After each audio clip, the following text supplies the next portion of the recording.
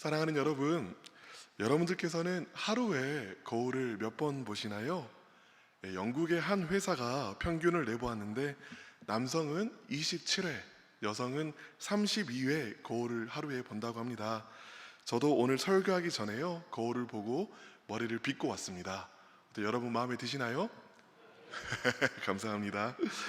오늘 말씀은요, 말씀을 듣는 것을 거울을 보는 것과 연결시키고 있습니다. 23절을 함께 읽어보도록 하겠습니다. 23절입니다. 누구든지 말씀을 듣고 행하지 아니하면 그는 거울로 자기의 생긴 얼굴을 보는 사람과 같아서. 아멘. 찬찬히 읽어보면요, 이 말씀을 두 가지 부분으로 구분할 수 있습니다. 먼저는 말씀을 듣는 것이 있고 또 들은 말씀을 행하는 것이 있습니다. 말씀을 듣는 것은요, 거울을 보는 것과 같습니다. 그리고 말씀을 행하는 건 거울을 본 자신의 모습을 잊어버리지 않는 것과 같습니다. 여러분, 거울을 왜 보지요? 간단하게는요, 내가 어떻게 생겼는지를 알기 위하여 봅니다. 나를 알기 위하여 본다라는 것이지요. 하나님의 말씀을 거울을 보는 것과 같다라는 말이 바로 이 말입니다. 하나님의 말씀은 내가 누구인지, 어떤 모습인지를 알려준다라는 것입니다. 제가 사춘기 때 깊게 고민했던 질문이 있습니다. 아마 사춘기를 지나면서 다 이 질문을 해보셨을 것 같아요. 이 질문은 어떤 질문이냐면 나는 누구인가 하는 질문입니다. 몸에 있는 세포들 있잖아요. 이 세포들은 생각보다 길게 살지 못한다라고 합니다. 내 몸 안에서는 지금 이 시간에도 내 세포들이 죽고 탄생하기를 반복하고 있습니다. 그렇다면 어느 시점에 가면은요, 오늘 지금 이 시간 내가 가지고 있는 세포들이 단 하나도 남지 않은 시기가 있겠지요. 예전에 읽었던 글에서는 그 시기를 7년이라고 하더라고요. 그렇게 7년이 지나서 지금의 내가 가지고 있는 세포들이 하나도 남지 않은 내가 되면 이제 그럼에도 불구하고 여전히 나는 나라고 이야기할 수 있을까요? 또 반대로 7년 전에 나와 지금 나는 공유하고 있는 세포가 하나도 없는데 그럼에도 불구하고 나는 나라고 할 수 있을까요? 여러분, 테세우스의 배라는 이야기가 있습니다. 그리스 신화에는 테세우스라는 인물이 있는데요, 굉장히 잘 알려진 헤라클레스 다음 가는 정도의 인물인 것 같습니다. 이 인물은요, 온갖 괴물을 격파하고 마지막에는 미노타우루스라는 괴물을 격파한 이후에 아테네에 가서 왕이 된 인물입니다. 이 사람들이요, 이 테세우스의 배를 보존하고 싶어 했습니다. 그런데 시간이 가면 갈수록 테세우스의 배가 점점 낡아가니까 이 사람들이 새로운 판자로 이 테세우스의 배를 조금씩 수리하고 교환해 나갔다라고 해요. 그러다가 몇십 년이 지나고 나니까 맨 처음 테세우스가 탔을 때의 배의 부품은 하나도 남지 않았다라고 이야기를 합니다. 그러니까 이제 철학자들이 질문을 던져보는 것이죠. 그럼에도 불구하고 여전히 이 배는 테세우스의 배가 맞느냐라는 것입니다. 제가 말씀드린 나는 누구인가 하는 질문과 너무나 유사한 이야기지요. 이전과 같은 것은 단 하나도 없습니다. 그런데도 나는 나로 존재할 수 있느냐라는 것이지요. 우리는 이렇게 늘 달라지고 있습니다. 그러나 늘 달라지고 있는 나를 하나로 엮어주는 것이 있습니다. 바로 어제의 나와 오늘의 나를 같은 나로 바라보게 해주는 자아상이라는 것입니다. 사람들마다 각자 자기가 가지고 있는 자아상이라는 것이 있지요. 내가 나를 어떤 존재로 규정하느냐라는 것입니다. 그런데 분명한 사실 한 가지가 있습니다. 그것은 무엇이냐면 내가 나를 규정하기 위해서는 남이 필요하다라는 것입니다. 다른 사람들과의 관계 속에서 우리는 우리가 누구인지를 알아갑니다. 내가 나임을 알기 위해서는 너라는 존재가 필요합니다. 마르틴 부버에가 쓴 나와 너라는 책의 중요한 골자이지요. 누군가가 나를 바라봐주고 또 들려주는 이야기를 통해서 나는 내가 누구인지를 알아가게 된다라는 것입니다. 남이 나는 이런 사람이야 라고 들려주는 이야기를 듣고 그 이야기가 정말 그렇구나 하고 받아들이고 수용하게 되면 그 이야기가 나를 만들어 갑니다. 여기까지 왔다면, 또 여기까지 이해하셨다면 성경이 거울이다라는 말의 의미를 조금 더 깊게 이해할 수 있습니다. 성경이 거울이라는 말을 어떻게 이해할까요? 이렇게 저는 이해해 보겠습니다. 참된 나의 모습을 알기 위해서는 다른 사람들이 나에 대해서 하는 이야기를 듣는 것이 아니라 나를 만드시고 나를 창조하신, 나를 가장 잘 아시는 하나님이 하시는 이야기를 들어야 한다는 것입니다. 하나님께서 들려주시는 이야기에 나는 그렇구나, 나는 그런 존재구나 동의해 가면서 나를 만들어 가라라는 이야기지요. 그래서 오늘 본문 앞절 1장 21절은 이렇게 이야기합니다. 그러므로 모든 더러운 것과 넘치는 악을 내버리고 너희 영혼을 능히 구원할 바 마음에 심어진 말씀을 온유함으로 받으라. 무슨 말일까요? 어떤 사람들은 자기 안에 있는 모든 더러운 것과 넘치는 악을 이게 나야 라고 받아들이며 살아갑니다. 악한 것, 육신의 정욕과 모든 더러운 것들이 이것이 곧 참된 나야 라고 생각하면서 살아간다는 것이지요. 그러나 그리스도인들은요, 그 모든 것들을 다 내어버립니다. 그리고 하나님의 말씀을 온유함으로 받아들입니다. 하나님의 말씀이 들려주는 이야기를 마음 깊은 곳에 수용한다라는 것이죠. 하나님의 말씀이 내 안에 들어오게 하는 것입니다. 거듭난다라는 것이 바로 이런 것이지요. 하나님의 말씀이 우리 안에 들어와서 하나님의 말씀이 나라고 말하는 것이 곧 참된 내가 되는 것입니다. 그때부터는요, 사람이 너는 이런 사람이다, 저런 사람이다 라고 말하는 것에 흔들리지 않게 됩니다. 세상이 너는 가치 없다, 너는 의미 없다 라고 말해도 하나님은 나를 위해 죽어주셨다, 하나님은 나를 사랑하신다, 이 말씀이 내 안에 들어와서 나를 구성해가고 나를 만들어가게 됩니다. 이렇게 요약해 볼 수 있겠습니다. 성경이 말해주는 내가 참된 나입니다. 이것이 바로 성경이 거울이라는 말의 의미이지요. 다른 사람들이 들려주는 나, 그것이 참된 내가 아니고, 내가 나라고 생각하는 나, 그것도 참된 내가 아니고, 오직 하나님의 말씀이 나라고 말하는 나, 그것이 참된 나라는 것입니다. 그런데요, 바울이 이 성경을 쓸 때 당시에 거울은 그렇게 좋은 거울이 아니었습니다. 우리는 지금 이제 거울 앞에 딱 서면은 거의 정확하게 자신의 모습이 그대로 딱 보이잖아요. 그런데 이 시대에는요, 거울을 유리로 만들지 않았습니다. 청동으로 만들었고요, 또 정말 돈이 많은 사람들은 은으로 된 거울을 가지고 있었지요. 그래서 자기의 모습이 분명하게 보이지 않았고 늘 희미하게 보였습니다. 마찬가지입니다. 우리가 하나님의 말씀을 들으면요, 듣는 그 순간에는 우리가 어떤 존재인지, 우리가 어떤 사람인지 알 것도 같은데 이후에는 금방 잊어버리고 맙니다. 이렇게도 표현할 수 있겠습니다. 하나님의 말씀을 들으면요, 그 순간에는 내가 금방 바뀔 수 있을 것 같은데 실제로는 좀처럼 바뀌지 않는다라는 것이지요. 그래서 종종 이런 탄식 소리를 듣게 됩니다. 내가 예수를 믿은 지 오래인데 사람은 참 안 바뀌는 것 같아. 내 삶은 참 안 바뀌는 것 같아. 왜 안 바뀌는 것이지요? 오늘 말씀에 답이 있습니다. 23절과 24절을 제가 읽어보도록 하겠습니다. 누구든지 말씀을 듣고 행하지 아니하면 그는 거울로 자기의 생긴 얼굴을 보는 사람과 같아서 제 자신을 보고 가서 그 모습이 어떠했는지를 곧 어떻게 버린다고요? 잊어버리거니와. 왜 잊어버리는지 대답이 나왔지요. 어떻게 하면 말씀을 듣고 곧 잊어버리냐면 23절에 행하지 아니하면 이라고 나와 있습니다. 그렇습니다. 말씀을요, 듣기만 하고 행하지 아니하면 내 참된 모습이 무엇인지를 금방 잊어버리고 만다는 것입니다. 마찬가지로 22절은 이렇게 말합니다. 너희는 말씀을 행하는 자가 되고 듣기만 하여 자신을 속이는 자가 되지 말라. 하나님의 말씀이 내게 들려준 참된 나가 있습니다. 하나님의 말씀이 거울이 나를 비추어준 참된 모습의 내가 있어요. 그런데 그것을 듣기만 하고 말씀에 자신을 비춰보기만 하고 실제로 행하지 않으면, 살아내지 않으면 참된 나로 살아갈 수 없다라는 것입니다. 하나님의 말씀이 나라고 하는 참된 나로 사는 것이 아니라 가짜 나로 살게 됩니다. 즉 거듭나지 않은 것처럼, 변화되지 않은 것처럼 살게 된다는 것이지요. 말씀대로 살지 않으면 금방 내 육신이 나에 대해서 말하는 대로, 내 환경이 나에 대해서 말하는 대로 살아가게 됩니다. 내 육신이 뭐라고 말해요? 너는 욕망의 노예다.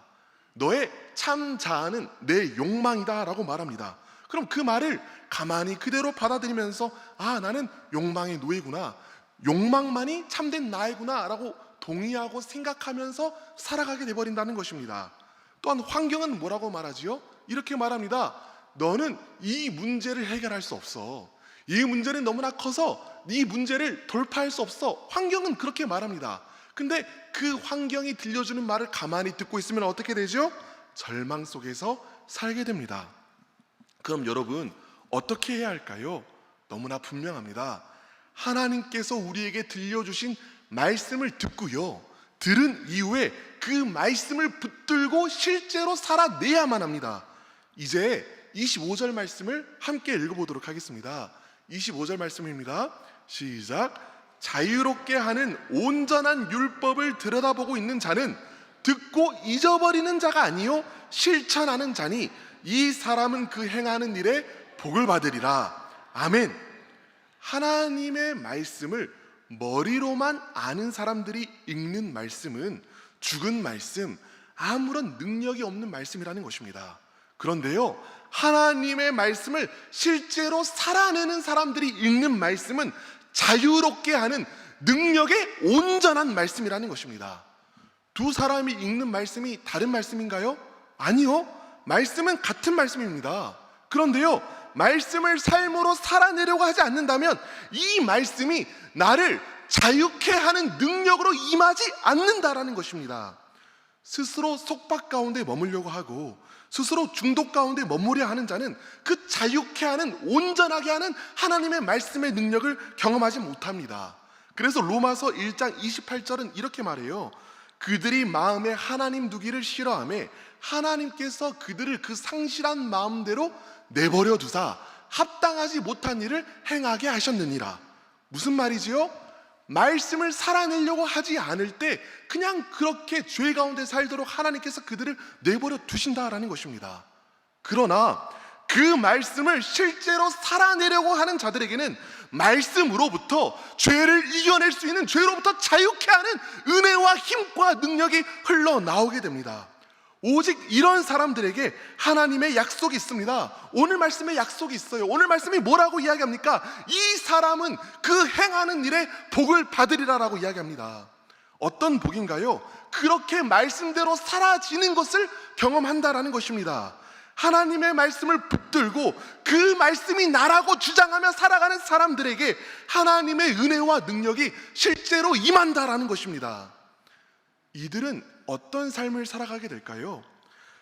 성경이 내가 사랑할 수 있다고 말하기에 사랑해 보는 삶을 살아가게 됩니다. 성경이 내가 용서할 수 있다고 말하기에 용서하는 삶을 살아가게 됩니다. 마찬가지입니다. 성경이요, 내가 용서받았다라고 말하기에 용서받은 자로서 사는 것입니다. 성경이 내가 두려워하지 말라라고 말하기에 더 이상 두려워하지 않고 살아가게 되는 것입니다.